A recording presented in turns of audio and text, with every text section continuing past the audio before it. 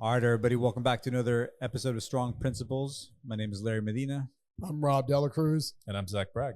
All right, and today we're going to be talking about how looks can be deceiving in the sense of body composition, people that don't want to look bulky, and really just kind of get into the nuances of really looks can be deceiving.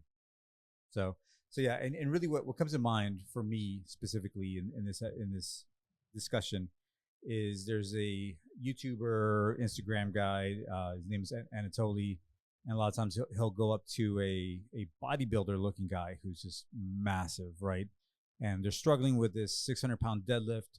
And he's acting like he's a janitor, and he's all covered up. He's all covered up, so you can't see him, right? He doesn't look as big as these guys, and so looks can be deceiving. He walks up and he lifts the 600-pound deadlift that this guy's struggling with. He does it in like for reps, yeah, and pretty easily, and guys get amazed, right?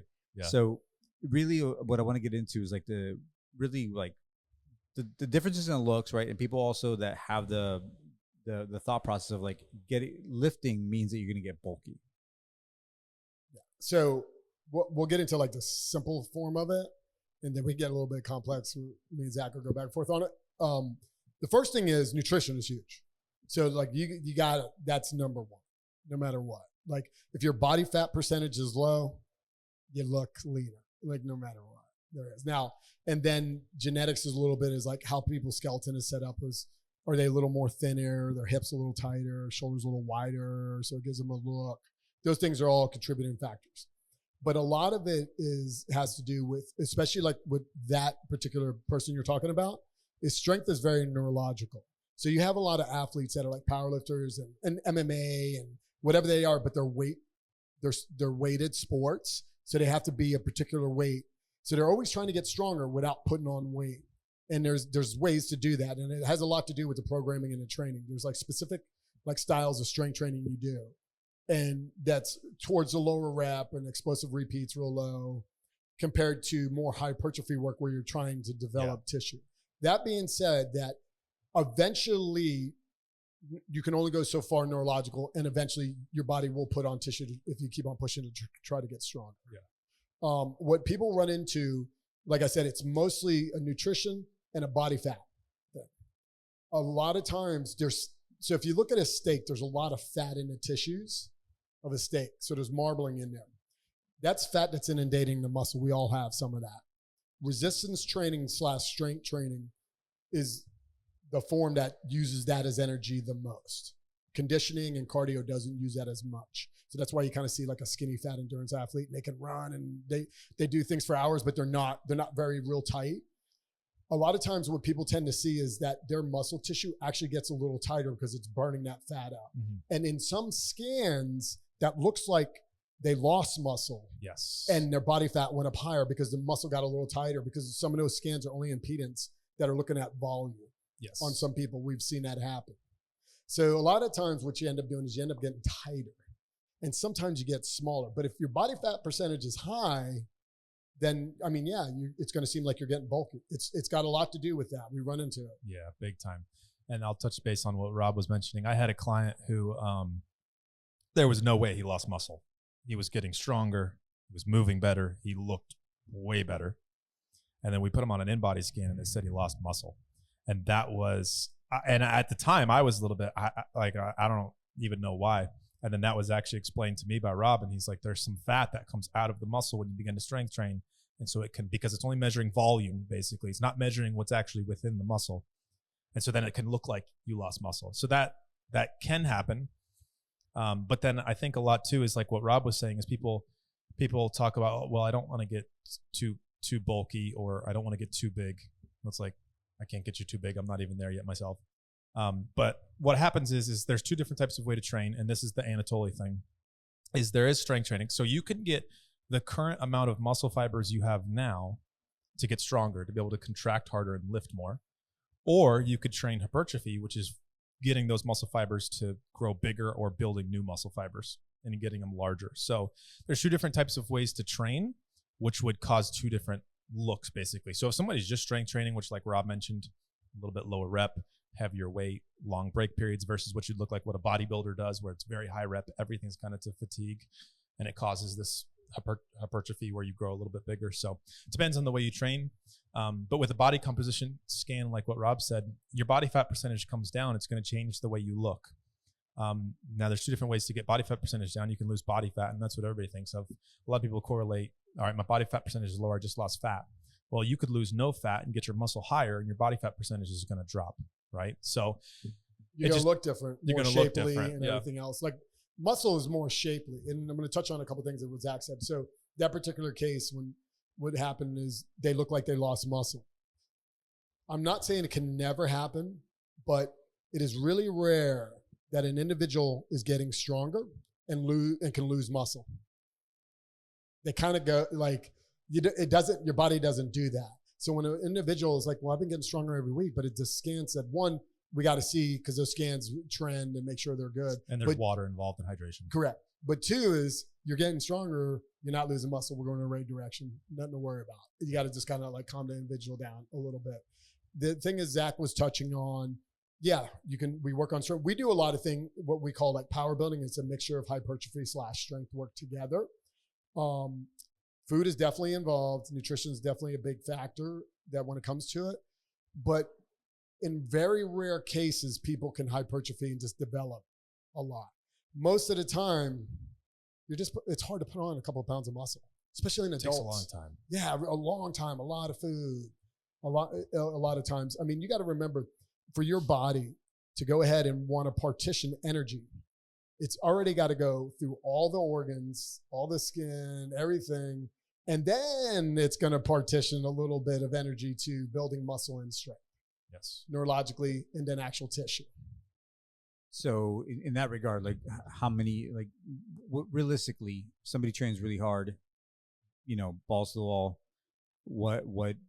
How much do you think that they can gain in a year? Like if they're like going hard, like are they new or there's someone that's been doing this for a while? Been doing this for a while. Okay. Doing this for a while, you're looking at like. It's harder.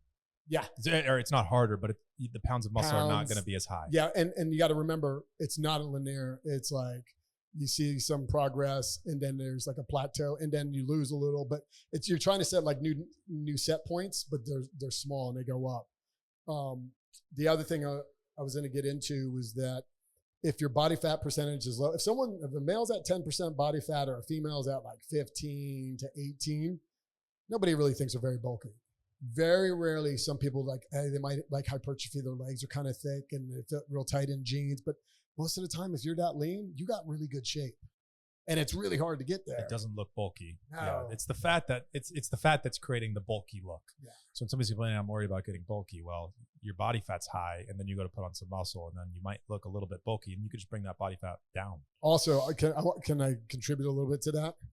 You gotta to build muscle and strength, like the loads have to be at certain places. It's like, well, if I just lift heavy, but in actuality, you're not lifting heavy. Even though it might be heavy for you, you're not lifting heavy. We're all made out of the same tissues. So if someone can squat 90 pounds and another person, they're 70%, that's your 70, and the other person's 70% is 300 pounds, and they both can do 10 reps. Well, they're like physiological adaptation difference. And the person that's doing the 300 today, it's not the same. Like the stimulus and the signal that comes to them. And we can fall down a rabbit hole with this because it can turn into, I guess, for lack of better terms, a rat race of what people, because you get people who are concerned about being bulky. And then you look at somebody like Anatoly, who's super strong and he looks fantastic, and nobody would say that guy's bulky. But then what happens is they don't want to get bulky. Okay, so then what their workouts tend to look like is they say they're lifting weights, but they're lifting super light weights really fast and doing a lot of reps. So you're not actually building much muscle. And then what happens is your body gets really, really good at not burning as much calories because you're so used to doing so much work. So then what happens is okay, you're not building muscle. Muscle burns calories. Muscle is your best fat burner, right? So the more muscle you have, the more fat you're going to burn. You're not building muscle and you're expending a lot of calories day by day because you're doing these long workouts with light weights because you think it's going to tone you up. And then your body gets really good at doing that. Then what happens is, well, I'm not going to burn as much calories because I know I have to do that every single day. And so they fall down into a rabbit hole, which we see. And then we don't see any body composition changes because their body's metabolism is slowed. And so that can happen too. But strength is key. Building muscle is key too, because if you want to get to a certain body composition, the more muscle you have, the more fat you're going to burn. So like, let's say a bodybuilder, right? Like the bodybuilding composition. If you wanted to, somebody came in and was like, hey, I want to do like bodybuilding competitions. We would be talking about like basically high reps, low weight. Yeah, no. So I'm going to kind of like, I just want to make sure I understand. Yeah. Okay. So hypertrophy. So there's like classic thought of rep schemes that contribute to certain things. They all contribute to each other a little bit. So 5 reps is like 7, basically like 5 reps and down is a little bit contributed to hypertrophy, which is muscle building, but contributing a lot to strength. Mm-hmm. Lower reps, 2s and 3s, like at heavy percentages, more contribute to strength and a little bit to hypertrophy. Higher reps of like 3 sets of 10, 12s, 2 sets of 15, 2 sets of 20 contribute more to hypertrophy and muscle building. That being said, if you're sitting in one of those for a long period of time, you go and move, it's going to change. And then all of a sudden one thing's going to build strength and muscle compared to the other. But those are classic. So a bodybuilder would do more classic rep schemes closer to like 3 sets of 10, 3 sets of 15, 12, 2 sets of 20 on exercises at certain percentages. Strength athletes would do more 5x5s, 5x3s, 5x2s at heavy percentages with long rest periods between. Bodybuilders chase the pump. Yeah, strength athletes chase the skill. Yeah. And so for instance, Anatoly, there's a little bit of like debate about, so when you bodybuild, you're chasing a pump. So there's fluid, there's intracellular fluid that goes into the body. So you get this pump, but then eventually it goes away. So like bodybuilders are like real famous for looking pretty big after the gym, and then size goes down. Like shirts are tight and then they're not. Powerlifters, strongman, people that do like strength work, it's called a granite look. They don't fluctuate. They never go for the pump very often. And the way their tissue is developed, it's a hard look. That's denser. It's more dense. And I can dive into like the sarcopenia, like all that, but that's going to go way over. That's why you want to kind of, when you're having a group class or you're working on just fitness and health, you're kind of doing it all. Okay. So, well, and for the general population, which one's better? It depends on what your goal is. Correct. I think. So that does come down to an individual basis. So for the general population, if you have a class, like Rob was touching on, you need both. You need both. Doing some hypertrophy work, kind of training for that pump, like Rob said, can really help with a neurological connection to the muscle. Okay, now I understand where my lats are. Now I understand where my pecs are. Now I understand how my quads flex. So it can help with that neurological connection. But then, like Rob said, if you spend too much time there, your look begins to change. You're not building as much strength. And so then you need the other one as well, where it's more strength-based programs. So you need both, but it does depend a lot on their goals, what they're trying to achieve. It kind of boils down to programming. And if someone wants to do like a show, like a figure show, a physique, or what, then you're really going to focus on the hypertrophy. You're probably going to use some of the fundamental compound movements, but it's going to be a lot of machine-based and single joint movements. It's going to look in specific rep schemes. It's going to be, if someone's doing a strength sport or strength-oriented, whatever they want to do, then it's going to look a little different on the program. For general health, then we're going to like tie in here and there, and it's called power building. You kind of like tie them both together. There's ways to program them both together. And that's what we mostly do, actually. Okay. Yeah. And so in reality, like the big guy that's chasing the pump. Yeah. Are we saying that there's a lot of fat in there too, or no? No, not necessarily. They're tissue. There's fluid that goes in there and gives it a pump. That in the way that tissue gets developed, it kind of could swell up when it's being used, and there's like a swelling in the pump that's there for a period of time, and then kind of goes away after a period of time. Like strength athletes, they're just like, they get very little bit of that, but they mostly just hard as a rock. You ever get like a real high level, like like a really good strength athlete to look at is something like a strongman, like a smaller one, not the big ones, but are real lean. They're like made out of granite. They're hard as could be. It's kind of like Anatoly. Yeah, real functional. Yeah, because he played a lot of powerlifting. Yeah, he's not that big, but he's like really strong. Yeah. Yeah. I mean, the people that have to worry about getting too bulky are usually the people that shouldn't even worry about it. Yeah. Like the people that are worried about it, you really don't have, they're never the ones that have to worry about it. I already know if you have potential of getting too bulky as soon as I see you walk in, because you are already bigger than most of the people just naturally. Those are the people that have, so bodybuilding.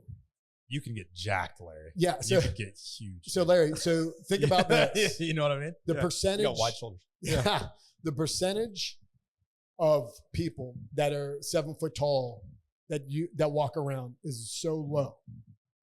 The NBA has them all over. So like they're all in like kind of one place. That's the same percentage to be high level bodybuilder. So that's so low. You've never seen a person in real life that has the potential to be a high bodybuilder, even with a ton of drugs. Yeah. It's a good point. Cause like, as you're saying this, like what comes to mind is the picture of, have you ever seen the picture of Charles Barkley and Shaq and The Rock in the same picture? Yeah. The Rock's pretty small compared to The Rock is tiny compared to Charles Barkley. Yeah. You know, I knew Shaq, right? Like he's just, but 7 foot, 300 and something. Yeah. And The Rock's 6'4", 270, 6'5". Yeah, he's big. Yeah, and by the way, like Charles Barkley doesn't look like he lifts all weight, No, but he's just a big boy. Big Yeah. human. You know, so I was like, wow. Yeah, okay. no, I mean, the genetic factors are in there. And I get what people are saying. But to put on like that much tissue for them to really have to worry about, you'd have to go real hard. Where they run into issues, and women get scared a lot because the fitness industry has been kind of terrible the way that I promote things to them. It's like you see like whatever class or whatever they're doing, the instructor's real long and lean, and they tell you you want long, lean muscles, and that's not how like the body kind of develops. Genetically, they were already like that. Correct. Like they didn't train that way to be that way. 90% of the time, they were just really good, and you looked like that, and then you started working out and you looked better. Like it's Yeah. just, you know what I mean? It's not really trained that way. there's a body bias into some of that. Yeah. So Okay. you just got to be aware of that a little bit. Yeah. Yeah. So with that, right, to wrap it up, as far as like the body composition and you know, the way to look at it is you're already that, right? You're already a big person, and if you're not that big a person, then don't really worry about it. Well, basically, it's nutrition, and then the components of programming. But there's only a few ways to kind of change your shape, and one of them, and the strongest way to do it is strength training and resistance training. All the other like forms of exercise, conditioning, don't change your shape or your look as much. Yeah, those are the ones that you can actually sculpt and shape. Yes. So if you get to a lower body fat percentage, but your muscle mass didn't go up, your shape's not going to change. If you put on a bunch of muscle, dropped your body fat percentage and lost your fat, your shape's going to change because the muscle's going to change the way you look. So when it comes to body composition, I think like Rob said, nutrition is huge. That'll be a big part of how you look. The program you're doing. Yes. Yeah. All right. Well, I appreciate it, gentlemen. Awesome. Thanks, Thanks guys. Thanks for the lesson there. This has been Strong Principles.